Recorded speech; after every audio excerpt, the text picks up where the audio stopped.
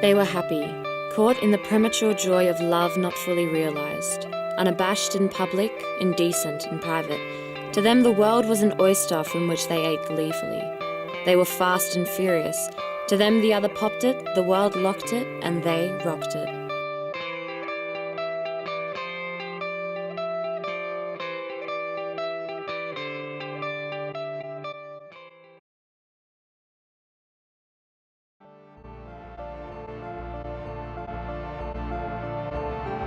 Walking over the hill, Walter saw the other teddies. They too looked broken, as if their souls had been stripped and bitterness grew in the vacuum created.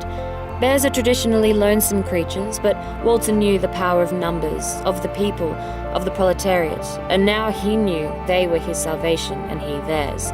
He approached, they were curious, but beneath that a bubbling excitement grew. They sensed he was special, he would lead them to a land beyond their hate, to the utopia man was yet to make. At the base of every action is desire. Walter knew this, and in knowing this, knew the core of man's autonomy. They wanted revenge. Walter wanted the flower to die, for a new species to flourish. He wanted a new age of human. No, you know what? No, you're right, Red. You're right. Maybe it's time I stop living the lie.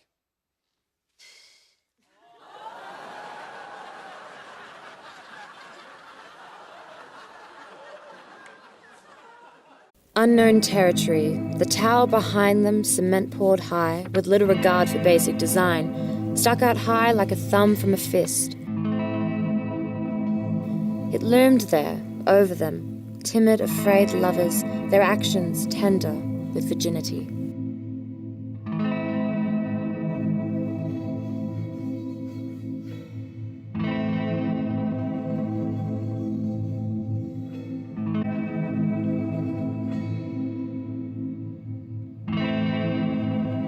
Humanity was distilled into a noxious concoction of purity with this, the kiss of sincerity graced from gods.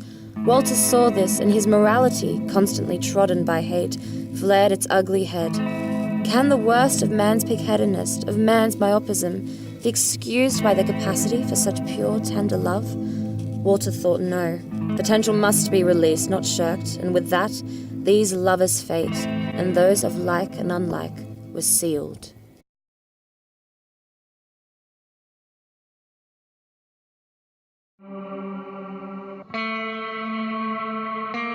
And so, behind them lay the wrecks of the transient, of roses given and withered, of chocolates eaten and wrappers discarded, of teddy bears enjoyed, then forgotten.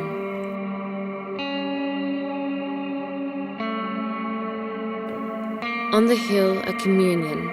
Here the new church of new human philosophy broke its first bread, and they watched, the unholy, the dead, they watched life, but, unbeknownst to Walter, they did care. They had lost him, and they did care.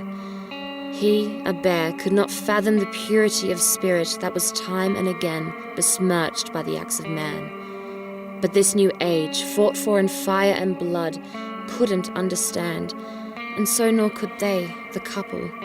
Too consumed in the love for each other, they forgot the love for one another, and in that created a monster.